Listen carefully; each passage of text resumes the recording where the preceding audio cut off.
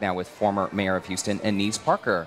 Welcome back. Thank you. So when you were elected, we talked a little bit before the show today, but when you were elected mayor of Houston, not only were you the city's second female mayor, but you also became one of the first openly gay mayors in a major U.S. city.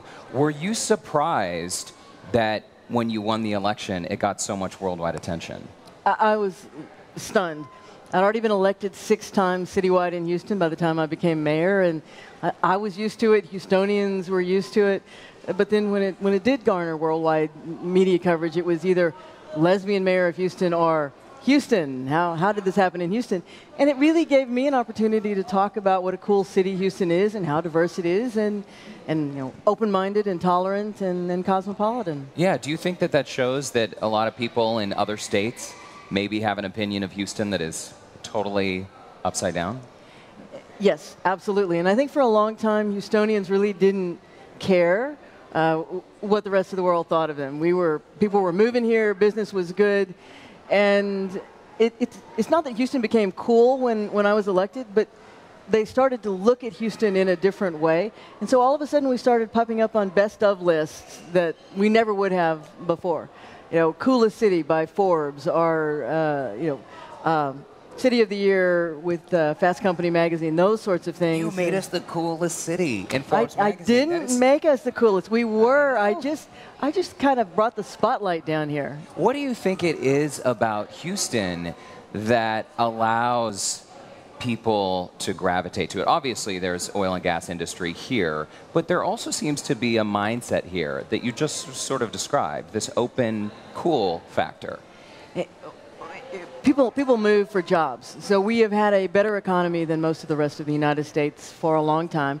We have a really high quality of life, a much lower cost of living than other major cities. So when you put those 3 things together, we're a magnet. But the other thing that people don't realize is the majority of Houstonians started life somewhere else.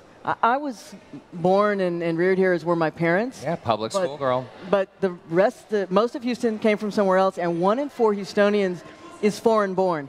So they bring different cultures and ideas and traditions, and somehow we all blend it together and, to make a greater whole. When you first ran for city council, was that back in 2004, like 12 years ago? Oh, city council was 97. Late 90s, of course. So when you were in the middle of that race, clearly your wife, Kathy, now, you've been together for 23 years, I understand? 26 years. We were married 3 years ago on our 23rd anniversary. Congratulations. A Palm Springs wedding. Yes. I'm a little upset I wasn't invited. But when you were first running for city council, oh, there's a photo of your wedding day. You both look fantastic. By the way, we should mention that not only have Annise and Kathy been together for 26 years now, you also have a bunch of children. You have 3 daughters and 1 son. Yes. And they are racially diverse. Oh, yes. They're adopted. And I am so curious to know about this beautiful family we're seeing a photo of right now. How do you find time to be a mom when you are still involved in so many things? Well, first of all, when you take in older kids, they get old in a hurry. So all of our kids were older when they came to live with us, but it's a matter of setting priorities and making time. And our son is now 40, and he came to us when he was 16, so it was a long time ago, well before I was in politics.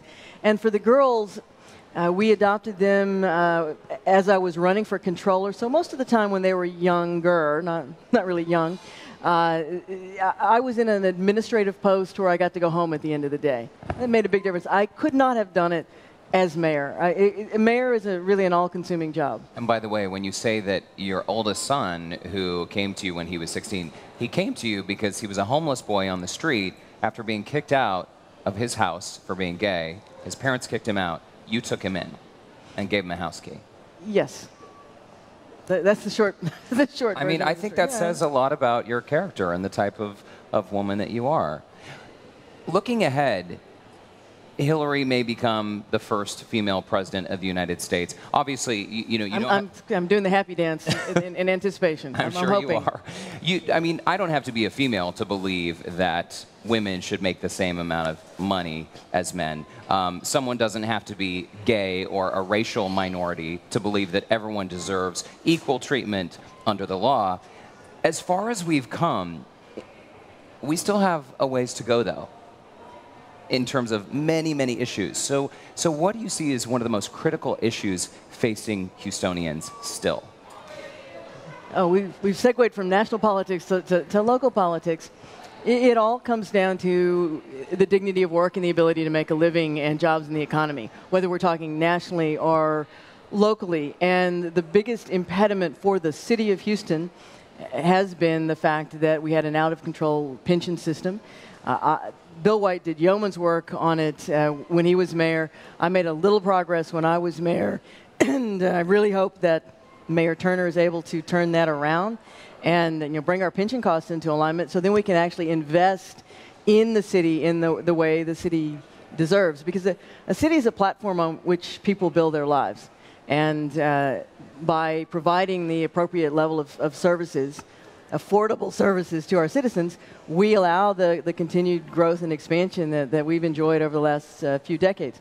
The only thing I would say on the horizon, because we're a big car-centric city and we have all the refineries in our immediate area, we're going to have to watch that we keep an eye on air quality issues and make sure that you can see those vistas of downtown from all parts of the city. Well, and in the meantime, good luck teaching your class at Rice University. I understand you just spoke at Texas A&M, which is also really great. Annise Parker, thank you so much.